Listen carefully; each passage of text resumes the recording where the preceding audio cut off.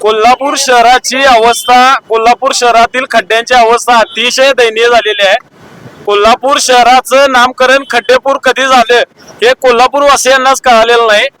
कोट्यावधींचा निधी कोल्हापुरातल्या रस्त्यांसाठी आला, फलक लागले, परंतु हा निधी खड्ड्यासाठी कुठेच उपयोगात आला नाही असं आमचं म्हणणं आहे. महापालिका प्रशासनानं स्वतःची पाठ थोपटून घेतली, पण कोल्हापूर वासियांच्या पाठीचे झालेले हाल महापालिका प्रशासनाला दिसलेले नाहीत. आम्ही गेल्या 3 वर्षापासून कोल्हापूर शहरातील फोटोंच्या खड्ड्यांच्या फोटोचं प्रदर्शन भरवलं, कोल्हापुरातल्या खड्ड्यांमध्ये वृक्षारोपण केलं, निदर्शनं केली, पण या महापालिका प्रशासनाला जाग आलेली नाही. म्हणून आज आम्ही कोल्हापुरातल्या खड्ड्यांचा वाढदिवस केला. हे खड्डे वर्षानुवर्ष आहेत तसे आहेत, म्हणून आम्ही खड्ड्यांचा वाढदिवस आज केला.